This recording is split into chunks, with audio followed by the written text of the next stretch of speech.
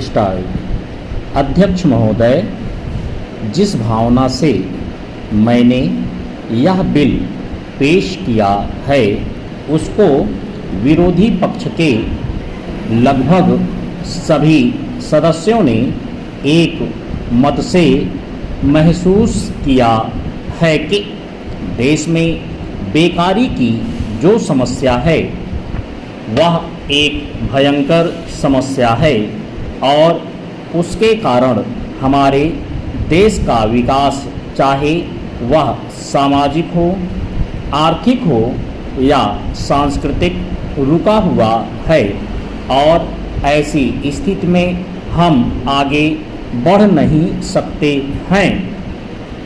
इसी प्रकार से इस परिस्थिति का निर्माण हम पिछले 54 वर्षों से देख रहे हैं। मंत्री महोदय ने यहाँ पर अभी कहा कि राष्ट्रपति इस काम को नहीं कर सकते हैं क्योंकि वह उनके अधिकार के बाहर है।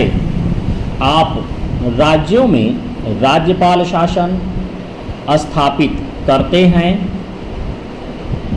जब यह देखते हैं कि किसी राज्य में वहाँ की व्यवस्था, वहाँ का विकास ठीक नहीं हो रहा है, जब किसी राज्य में गड़बड़ी फैल रही हो, विकास का काम समाप्त हो गया हो और जिम्मेदारी से लोग काम ना करते हों तो वहाँ पर राज्यपाल शासन स्थापित किया जाता है।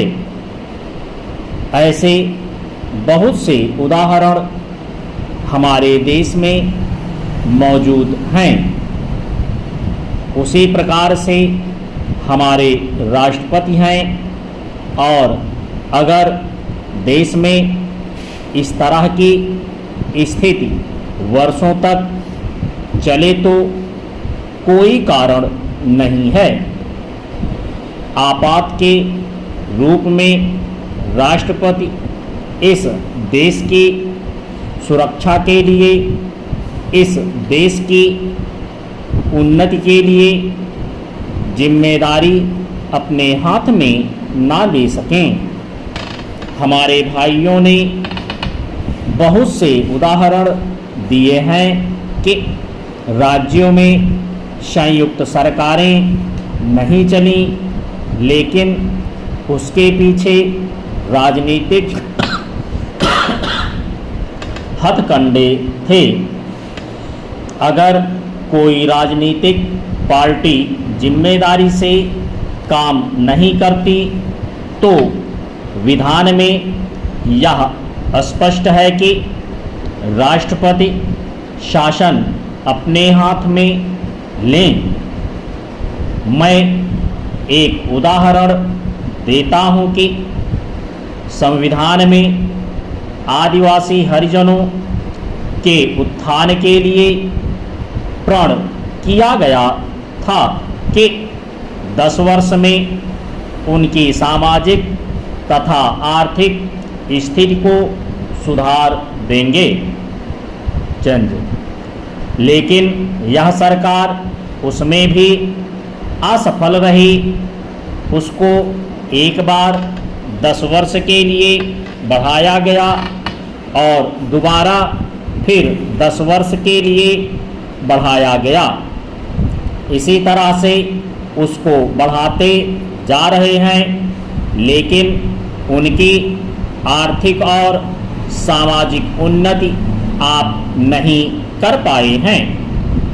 इस काम में सरकार बिल्कुल असफल रही हुई है। पिछली बार सरकार पर अविश्वास का प्रस्ताव भी आया था और वह पास होने वाला था। इसलिए मेरा कहना है कि हमारे देश में यह जो बेकारी की समस्या है वह एक बहुत ही भयंकर समस्या है।